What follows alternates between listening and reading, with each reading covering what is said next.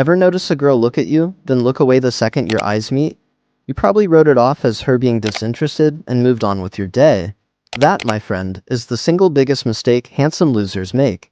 Today we're going to break down exactly what's happening in a woman's brain during those 2 seconds of eye contact. And by the end of this video, you'll never misread a glance again. Let's begin. Lesson 1. The gaze and glance away.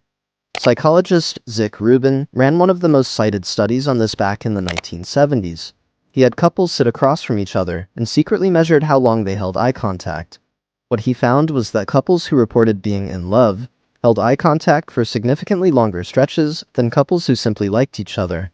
Mutual gaze, it turns out, is one of the strongest nonverbal signals of attraction we have. But here's the part nobody talks about. It's not the staring that matters, it's the return. A woman glancing at you once means nothing. It could be curiosity, it could be that your shirt is inside out, it could be 100 things. But a woman who glances, looks away, and then glances back a second time within a few seconds, that's not an accident, that's her nervous system checking to see if you noticed.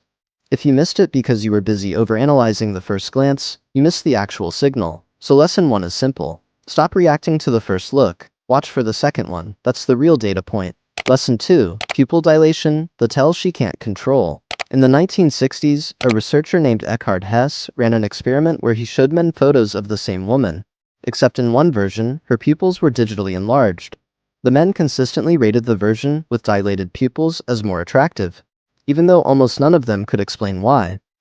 The reason this matters for you is that pupil dilation is an involuntary response. Women can control their words, their posture, even their tone of voice, but they cannot consciously control the size of their pupils. When someone finds you engaging, attractive, or interesting, their pupils dilate slightly, almost imperceptibly, without their permission. Obviously, you're not going to whip out a magnifying glass at a coffee shop, but understanding this changes how you should think about eye contact.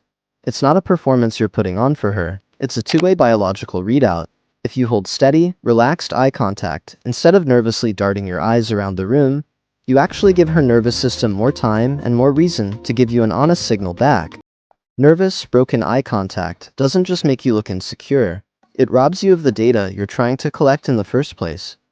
Lesson 3. The triangle gaze. This one comes from body language research popularized by behavioral analysts studying flirtation patterns, and it's ridiculously simple once you know it. When someone is engaged in a conversation but not romantically interested, their eyes tend to move in a straight line between your two eyes. But when attraction enters the picture, the eyes start tracing a triangle, left eye, right eye, and down to the lips. This triangular movement is almost entirely unconscious. It's the brain's way of processing you not just as a person to talk to, but as a person to potentially get closer to.